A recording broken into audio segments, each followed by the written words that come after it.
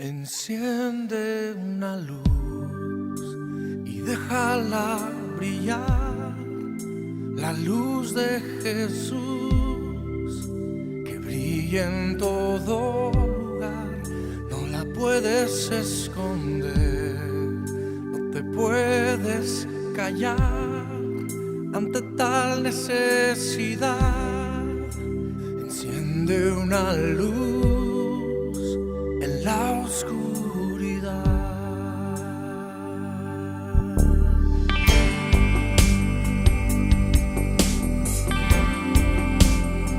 Na, na, na, na.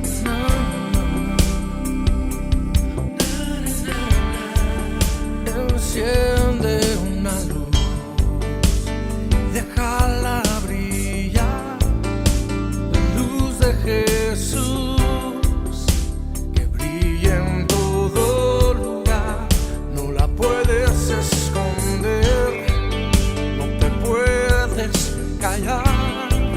Ante tal necesidad, enciende una luz en la oscuridad.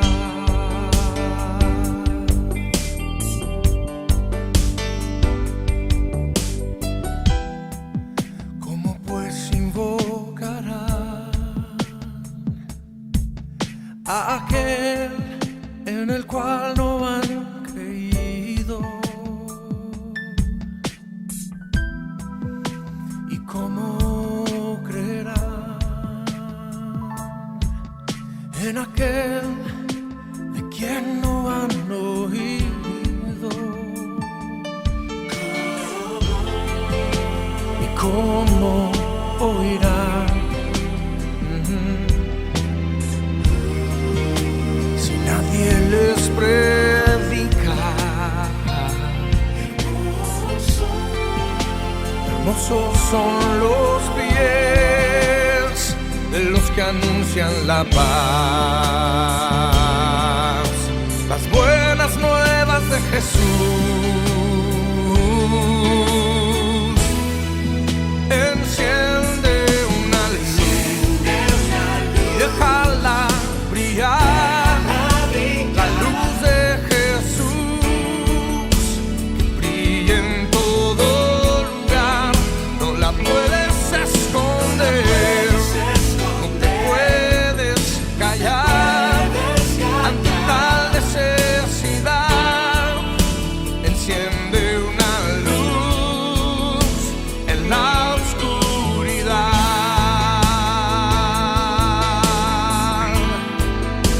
Enciende una luz en la oscuridad. Es tiempo de encender la luz y que el mundo conozca de Jesús, la luz de su amor.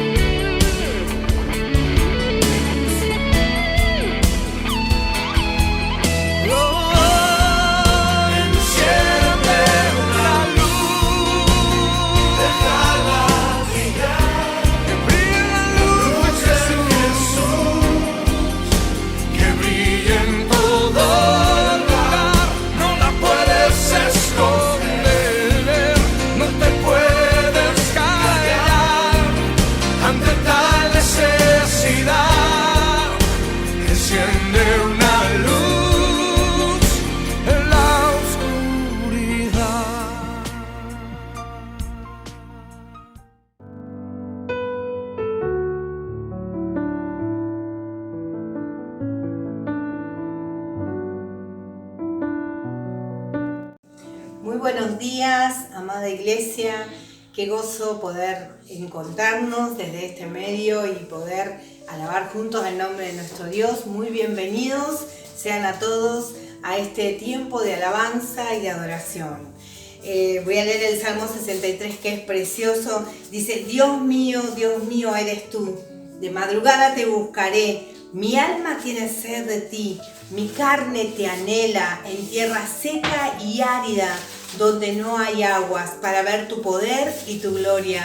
Así como te he mirado en el santuario, porque mejor es tu misericordia que la vida. Mis labios te alabarán, así te bendeciré en mi vida. En tu nombre alzaré mis manos. ¿Qué les parece si le damos también la bienvenida a nuestro Señor y oramos? Señor, queremos bendecirte en esta mañana, darte gloria, honra, alabanza, que eres el único digno de recibirla. Queremos adorarte, Señor, y declarar que eres todo lo que nuestra alma anhela. Queremos declarar con nuestros labios que eres bueno, santo, bondadoso, digno. Elevamos ahora delante de ti nuestra alabanza de adoración, Señor, de entrega total a ti. Te damos todas las gracias en el nombre de Jesús. Amén y amén.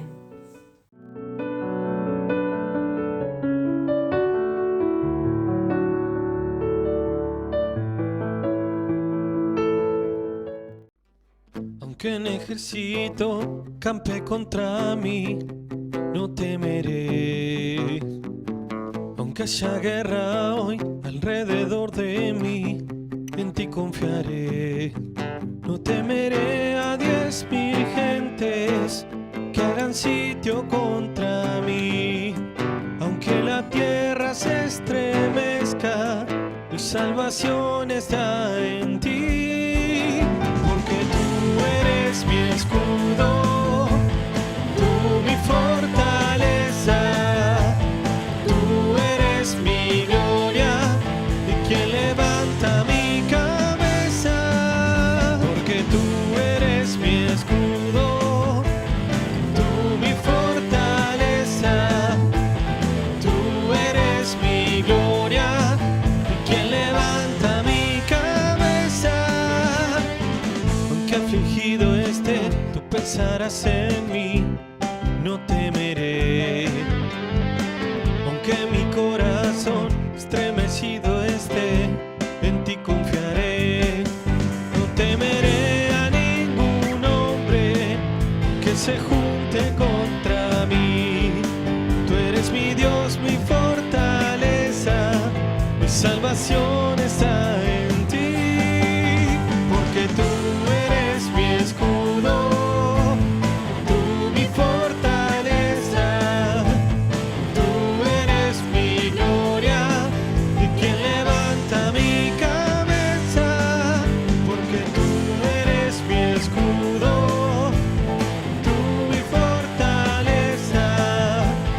Tú eres mi gloria y quien levanta mi cabeza.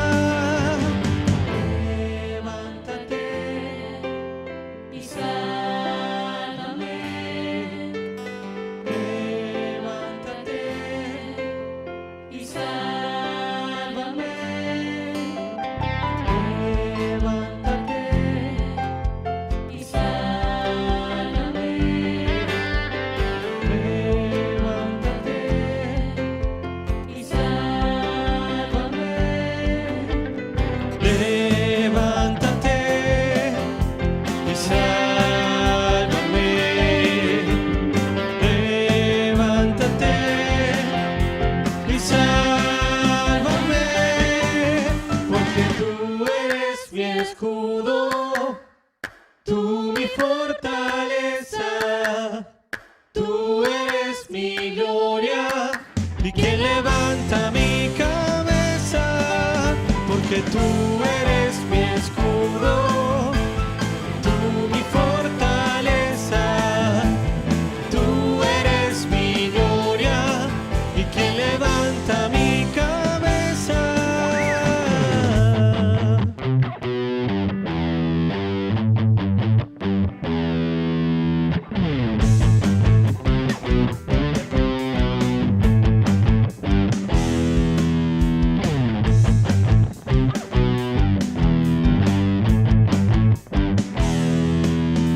Mi Dios es grande y fuerte y su palabra vence.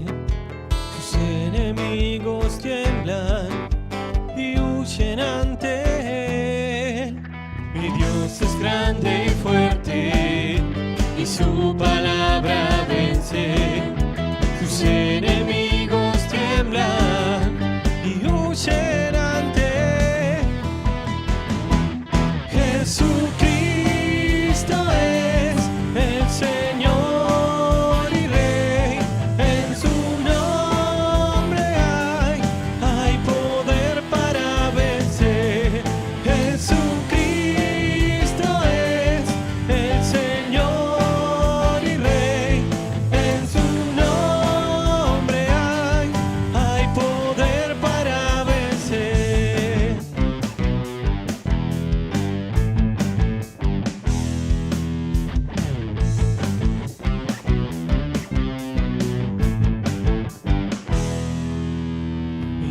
Dios es grande y fuerte, y su palabra vence. Sus enemigos tiemblan y huyen ante él. Mi Dios es grande y fuerte, y su palabra vence. Sus enemigos tiemblan y huyen ante él. Jesucristo es el Señor y Rey. En su nombre hay poder para vencer. Jesucristo es el Señor y Rey. En su nombre hay poder para vencer. Jesucristo es el Señor y Rey. En su nombre hay poder para vencer. Jesucristo es el Señor y Rey. En su nombre hay poder para vencer. Hay poder para vencer. Hay poder para vencer. Hay poder para vencer.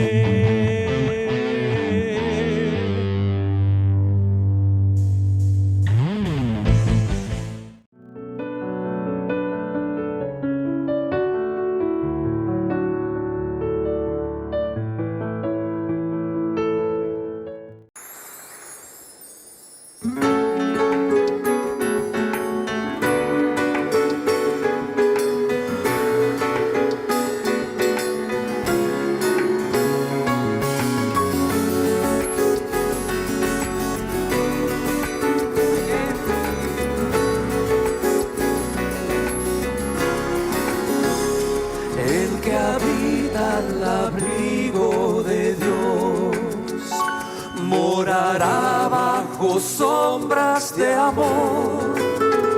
Sobre él no vendrá ningún mal y en sus alas feliz vivirá.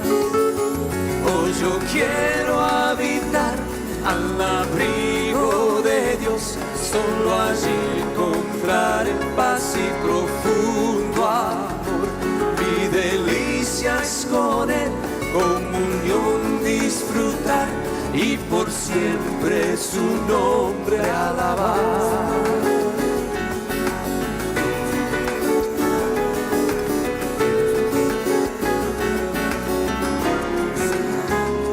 El que habita al abrigo de Dios ciertamente muy feliz será. Ángeles guardarán su salud y sus pies nunca resbalarán. Oh, yo quiero habitar al abrigo de Dios, solo allí encontraré paz y profundo amor. Mi delicia es con él, comunión disfrutar y por siempre su nombre alabar.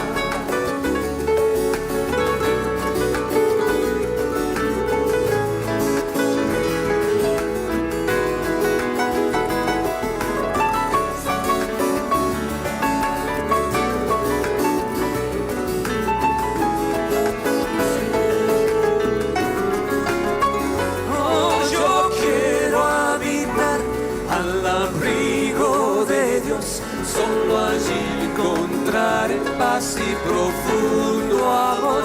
Mi delicia es con él, comunión disfrutar y por siempre su nombre alabar. Y por siempre su nombre alabar. Y por siempre su nombre alabar.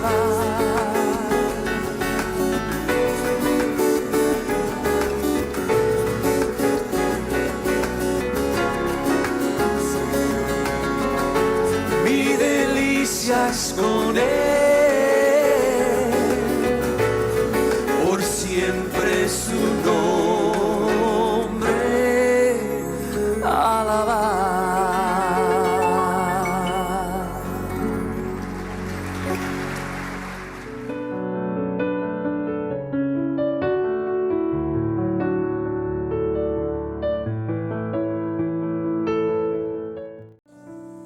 ¿Qué tal? Muy buenos días. ¿Cómo está la amada del Señor?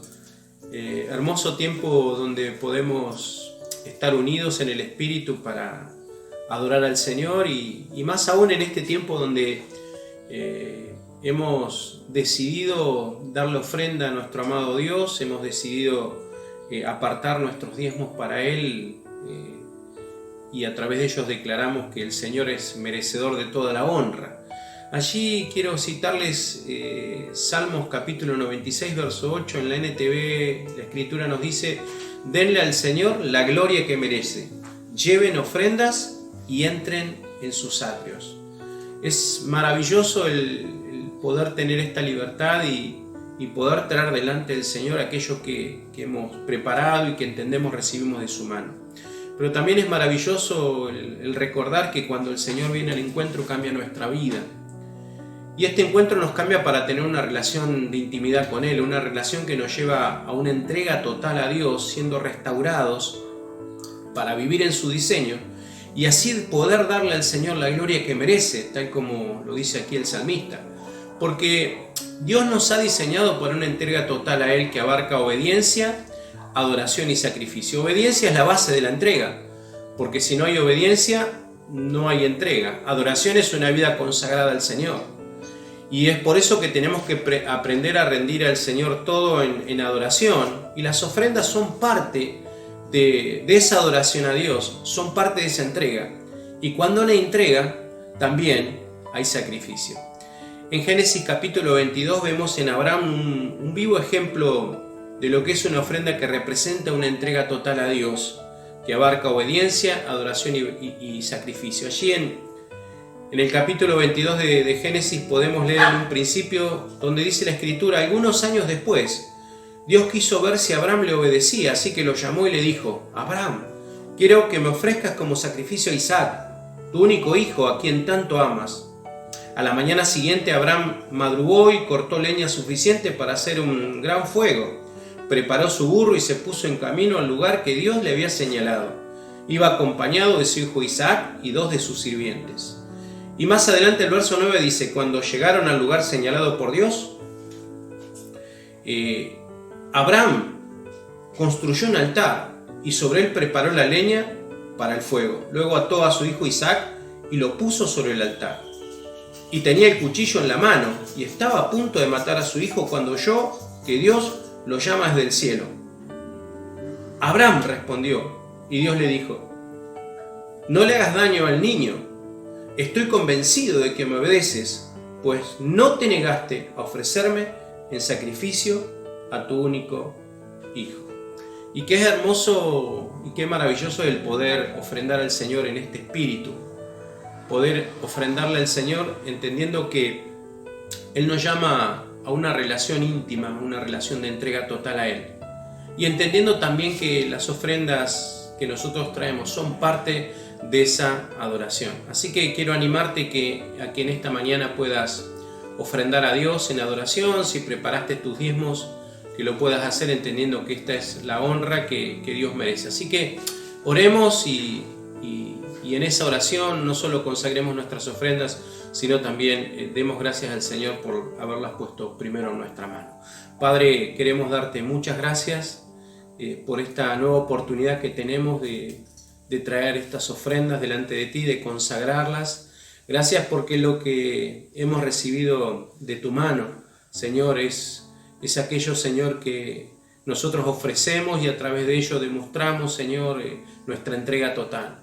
Gracias, Dios, por recibir nuestras ofrendas. Te rogamos, Señor, que hagas memoria de cada una de ellas, Señor, y ruego que en este tiempo también bendigas, Señor, aquel que da con alegría, con sencillez en su corazón. Señor, que estas ofrendas te sean gratas, Señor, porque hay un deseo ferviente en nuestro corazón de adorarte, de honrarte, Señor, y de darte a ti la gloria por siempre. Gracias, Padre, te damos. En el nombre de Jesús. Amén. Al estar en la presencia de tu divinidad y al contemplar la hermosura de tu santidad, mi espíritu se alegra en tu majestad. Te adoro a ti, te adoro a ti, cuando veo la grandeza de tu dulce amor y compruebo la pureza de tu corazón. Mi espíritu se alegra en tu majestad. Te adoro a ti,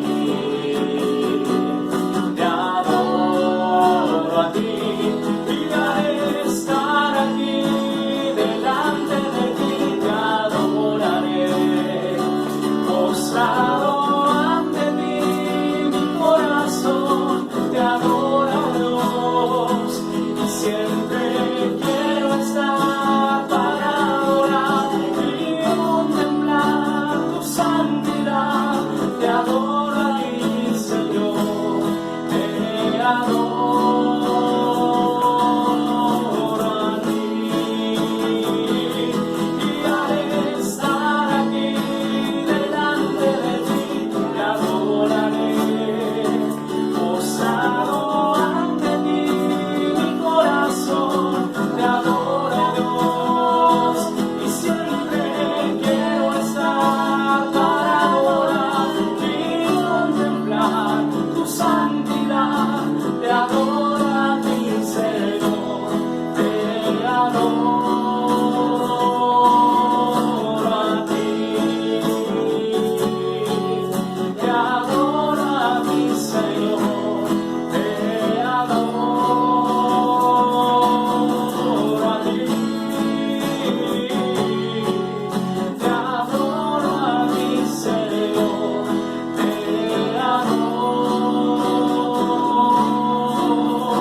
a ti.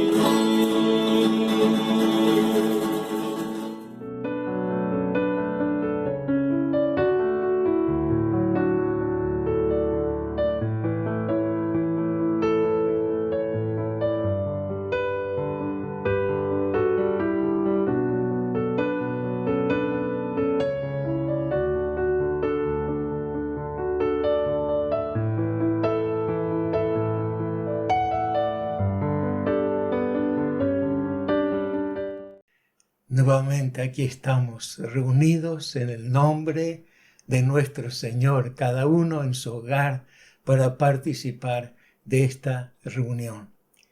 Y hoy hablaremos sobre Cristo, el fundamento en el Evangelio de San Marcos.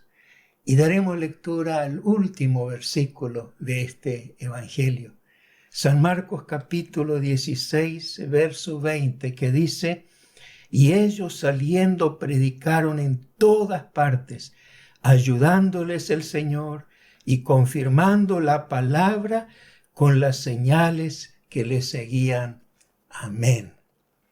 Cuando oímos alguna noticia importante y queremos asegurarnos si esa noticia es cierta o no es cierta, preguntamos: ¿quién lo dijo? ¿Por qué? Porque queremos ir a la fuente antes de creer o no creer lo que se nos dice. Si la fuente, es decir, si el que generó la noticia no es confiable, decimos: bueno, no creo que sea verdad. Él siempre está inventando cosas. No le creo una sola palabra. Y también si la fuente no existe y nos dice: no sé, yo lo escuché por ahí. Entonces lo dejamos en pausa porque, por último, puede ser cierto, pero no estamos seguros. Cuando leemos la Biblia, también establecemos una escala de valores y hacemos una distinción de acuerdo a la importancia del emisor. Por ejemplo, algunas Biblias tienen impresas en rojo todas las palabras de Jesús para indicar que sus palabras tienen mayor relevancia incluso a las palabras de los apóstoles y los profetas. Y en un sentido esto es cierto, porque Cristo Jesús es el centro de todo. Él es la cabeza de la iglesia. En Él y por Él son todas las cosas. Él es la fuente de la vida y nuestra salvación. Y esto está fuera de toda discusión. Sin embargo, no debemos olvidar que así como Jesús habló bajo la inspiración del Espíritu Santo, toda la Biblia, toda la Escritura fue inspirada por Dios. Y si fue inspirada por Dios, quiere decir que todo lo que está escrito viene de la misma fuente, es decir, Dios.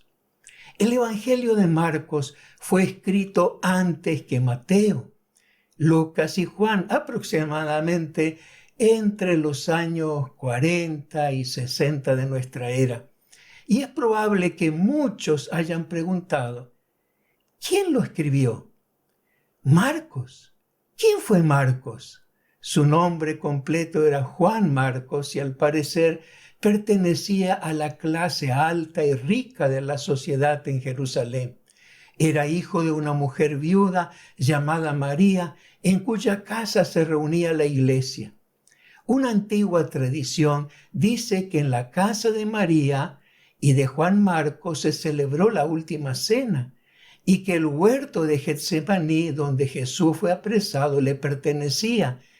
Y es por eso que solo Marcos menciona este detalle. Entonces todos los discípulos dejándole huyeron, pero cierto joven le seguía, cubierto el cuerpo con una sábana, y le prendieron, mas él dejando la sábana huyó desnudo. Todos suponen que ese joven que huyó desnudo era Marcos, que estaba durmiendo cuando escuchó a un grupo de personas que iban en dirección al huerto de Getsemaní. Se levantó, se cubrió con la sábana y lo siguió. Y cuando se hizo el desbande y todos los discípulos salieron corriendo, también Juan Marcos quiso escapar y lo agarraron. Pero se quedaron con la sábana porque él salió corriendo desnudo. Años más tarde, después del Pentecostés y el surgimiento de la iglesia en Jerusalén, Marcos viajó con su tío Bernabé al norte, a la ciudad de Antioquía, donde recién se había iniciado la iglesia. Y fue allí donde colaboró en la evangelización junto con los profetas y maestros, entre los que se encontraba Saulo. Así que cuando el Espíritu Santo envió a las misiones a Bernabé y a Saulo, Bernabé llevó consigo a Juan Marcos, su sobrino. Pero Juan Marcos los abandonó a mitad de camino y se volvió a la casa de su mamá. Esta actitud enojó mucho a Saulo, de manera tal que cuando Pablo y Bernabé, es decir, Saulo y Bernabé, iban a emprender su segundo viaje misionero, y Bernabé quiso llevar a Juan Marcos, Pablo lo rechazó de plano. Así que Bernabé se llevó consigo a Juan Marcos a Chipre. Al parecer más tarde, Marcos regresó a Jerusalén y comenzó a acompañar al apóstol Pedro en sus viajes, sirviéndole de intérprete. Pedro predicaba en arameo y Juan Marcos lo traducía al griego. Eusebio de Cesarea, aproximadamente en el año 314, escribió su libro Historia Eclesiástica o Historia del Cristianismo, donde en uno de sus párrafos dice: Marcos, intérprete de Pedro, escribió con diligencia las cosas que recordaba, pero no por el orden con que fueron dichas y hechas por el Señor. Él no había oído al Señor ni le había seguido, sino que más tarde, como dice, estuvo con Pedro, quien predicaba el evangelio según la exigencia de sus oyentes, sin propósito de referir por orden los dichos y hechos del Señor. Marcos no erró al reproducir algunas cosas que recordaba. Su plan fue no omitir nada de lo que había dicho, ni menos todavía falsearlo. Mateo juntó en hebreo los dichos del Señor y cada uno en adelante lo tradujo según su capacidad. Bueno, eso es lo que dijo Eusebio.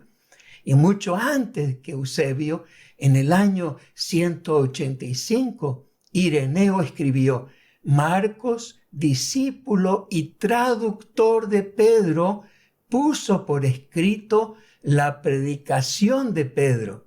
Es decir, el Evangelio de Marcos ha sido o es la predicación de Pedro. Como vemos, todo lo que escribió Marcos lo escuchó del apóstol Pedro, por lo tanto bien podría llamarse, en lugar del Evangelio según San Marcos, el Evangelio según San Pedro. Y es evidente que fue escrito para los que no sabían o tenían muy poco conocimiento de la historia de Israel.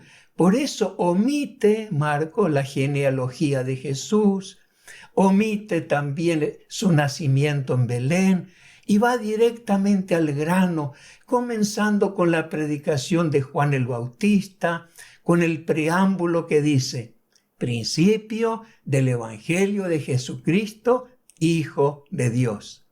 En todo, como su escrito va dirigido a los que no entienden el hebreo o el arameo, trató de explicar el significado de algunas palabras como Boanerges, que significa hijo del trueno, o la expresión aramea Talita Kumi, que traducido es, dice Marcos, niña, a ti te digo, levántate.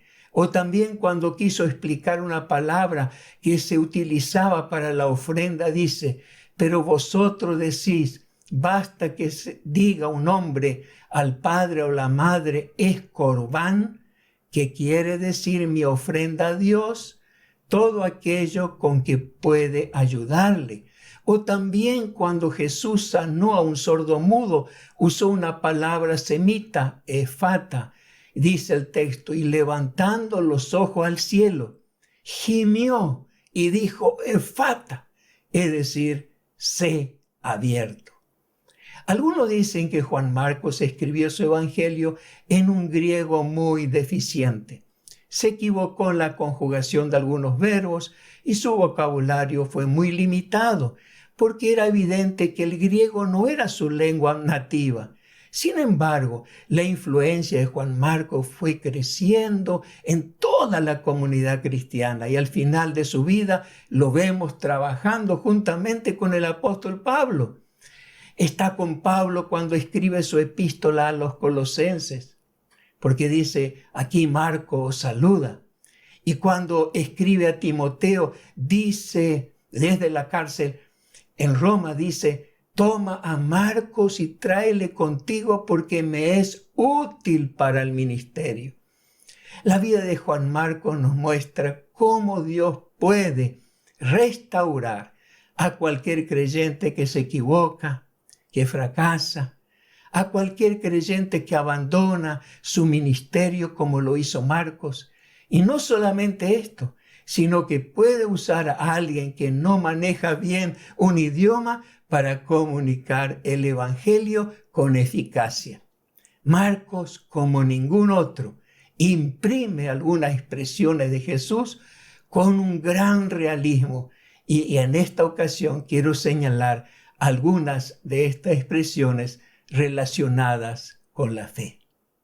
Bueno, en primer lugar vamos a ver el asombro de Jesús por la falta de fe.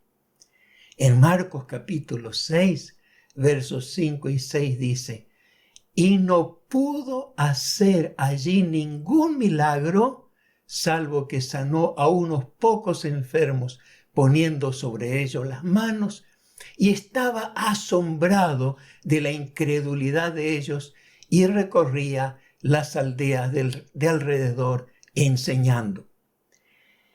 En ninguno de los otros evangelios se nos dice que Jesús se asombró. ¿A qué se debía el asombro del Señor? Vemos que se asombró de la incredulidad de la gente que lo conoció desde que era niño. Y se asombró porque no creyeron a pesar de las evidencias tales como la curación instantánea de la suegra de Pedro, capítulo 1, verso 31, la sanidad completa del leproso, la sanidad o restauración de un paralítico solamente con una orden, cuando Jesús le dice, levántate, toma tu lecho y anda. La sanidad masiva de las multitudes, la vivificación de la mano seca de un hombre de manera instantánea, la liberación del endemoniado gadareno, la sanidad instantánea de la mujer que tocó el manto de Jesús, la resurrección de la hija de Jairo. Todo el país estaba conmocionado por estas señales, prodigios y milagros. Pero sus propios vecinos dudaban. En otros lugares la gente se sanaba por la fe. En Marcos 6:56 dice, y donde quiera que entraba, en aldeas, ciudades o campos, ponían en las calles a los que estaban enfermos y le rogaban que le dejase tocar siquiera el borde de su manto. Y todos los que le tocaban quedaban sanos. El poder sanador de Jesús fue creciendo y creciendo y creciendo como una bola de nieve hasta que chocó en Nazaret. Aquí todo su poder se paralizó. El texto dice, y no pudo hacer allí ningún milagro. No dice que no quiso hacer milagros, dice que no pudo. Sin duda Jesús lo intentó que ocurriera allí lo mismo que en otros lugares, pero no pasó nada. La gente que lo vio crecer no podía creer que fuera enviado de Dios. Para ellos Jesús era un simple carpintero, ni siquiera era un rabino que había estudiado. ¿Qué puede saber un carpintero de religión? Y dijeron, ¿de dónde tiene estas cosas? ¿Y qué sabiduría es esta que les dada? Y estos milagros que por sus manos son hechos. ¿No es este el carpintero, hijo de María, hermano de Jacobo, de José, de Judas y de Simón? ¿No están también aquí con nosotros sus hermanas? Y se escandalizaban de él. Debemos preguntarnos entonces, si en verdad Jesús está con nosotros como lo ha prometido. Jesús dijo, estoy con ustedes todos los días, ¿verdad? Y si no vemos ahora un milagro, o no vemos sus milagros, o no vemos que alguien es sanado cuando oramos por él, ¿no se debe también a nuestra incredulidad? Me pregunto, ¿estará asombrado Jesús de nuestra incredulidad? ¿Será así? Porque Jesús se asombró. ¿Estará asombrado? En segundo lugar, vamos a ver la enseñanza de Jesús en cuanto a la fe. Hemos hablado de la incredulidad, pero ahora vamos a ver en cuanto a la fe. En Marcos capítulo 11, 23 dice, porque de cierto os digo que cualquiera que dijera a este monte, quítate y échate en el mar, y no dudare en su corazón, sino creyere que será hecho lo que dice, lo que diga le será hecho. Jesús pronunció estas palabras en relación a un comentario que le hicieron sus discípulos por una higuera que se secó cuando dijo, nunca jamás coma nadie fruto de ti. Y al día siguiente vieron que la higuera se había secado desde las raíces. Entonces Pedro, acordándose, le dijo, Maestro, mira, la higuera que maldijiste se ha secado. Y aquí cuando Jesús enseñó en este momento sobre el poder de la fe, y que lo que decimos sin dudar ocurrirá. Esta enseñanza sobre la fe podía haberla dado cuando multiplicó los panes y los peces y comieron más de 5,000 personas, ¿verdad? ¿Por qué no habló de la fe ahí? O podía enseñar sobre la fe cuando resucitó a una niña de 12 años, cuando le dijo, Talita cumi, niña, a ti te digo, levántate. Jesús podía haber enseñado sobre la fe. O cuando sanó a los paralíticos, los ciegos, los sordos, los mudos. O cuando echó una legión de los demonios del cuerpo de un hombre indomable y furioso. No, en ninguno de estos casos Jesús habló de la fe, sino que lo hizo en esta ocasión por un motivo trivial, porque la higuera no era importante, no dependía la obra de Dios de la higuera, no añadía ni quitaba nada a la obra de Jesús. Tampoco Jesús hizo gestos aparatosos como las películas donde se lo representa mirando fijamente a la higuera y extendiendo la mano como si un poder invisible saliera de sus dedos hacia la higuera que quedaba fulminada por un rayo. No se imaginaba eso, ¿verdad? Tampoco Jesús le gritó a la higuera, ni pretendió que sus discípulos le creyeran. El texto dice, y lo oyeron sus discípulos. Como por casualidad, porque no dirigió sus palabras a sus discípulos, sino a la higuera. Le habló a la higuera como en un susurro, como al pasar, y por accidente los discípulos lo oyeron. Cuando al día siguiente transitaron por el mismo lugar y vieron que la higuera se había secado, se acordaron de las palabras de Jesús.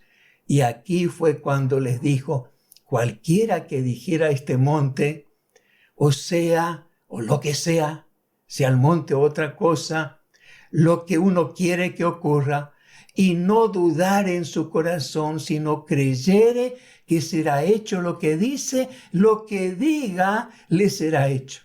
El texto en griego dice literalmente, creed que ya lo habéis recibido y os vendrá.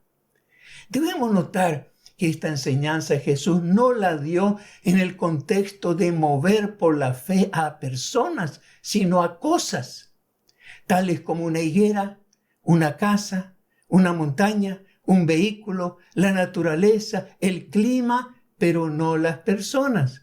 Porque uno no puede obligar a otro a que crea con lo que dice. Jesús no produjo fe en Nazaret donde dudaban de él. La fe no actúa donde se resiste al Señor a través de las dudas. Por otra parte, sabemos que la fe se nutre, se alimenta y cobra vida por la palabra de Dios. Y esta palabra que hemos leído genera fe en el que la cree. No es una fe por la fe misma, no es una fe en la nada, sino es fe en Dios, fe en Jesús, fe en lo que Él dijo para que se cumpla esta promesa de Jesús. Lo que diga le será hecho y lo que digas sea hecho. En tercer lugar, vamos a ver las promesas de Jesús que siguen a la fe. Marcos 16, 15 al 18. Y les dijo, id por todo el mundo y predicad el evangelio a toda criatura. El que creyere y fuere bautizado será salvo, mas el que no creyere será condenado. Y estas señales seguirán a los que creen. En mi nombre echarán fuera demonios, hablarán nuevas lenguas, tomarán en las manos serpientes, y si bebieren cosa mortífera, no les hará daño. Sobre los enfermos pondrán sus manos y sanarán. Podemos notar aquí dos clases de fe: la fe para la salvación y la fe para la misión. La fe para la salvación se basa en la predicación del evangelio y dice, el que creyere y fuere bautizado será salvo, y el que no creyere será condenado. Vemos que antes de ser bautizado uno debe creer. El bautismo es la señal visible que uno creyó y recibió a Jesucristo. Por eso en la segunda parte dice, mas el que no creyere será condenado. No dice, mas el que no creyere y no fuere bautizado será condenado. Claramente Marcos quitó la palabra bautismo de la segunda parte, porque si uno no cree, aunque se bautice será condenado. El bautismo sin fe no significa nada. Por esta misma razón no bautizamos a los bebés recién nacidos. Y no los bautizamos porque los bebés aún no pueden creer y porque no reúnen la condición principal para la salvación, que es la fe en Jesucristo y en su mensaje. Porque primeramente deben hacer la confesión de fe antes de bautizarse, porque el que creyere y fuere bautizado será salvo.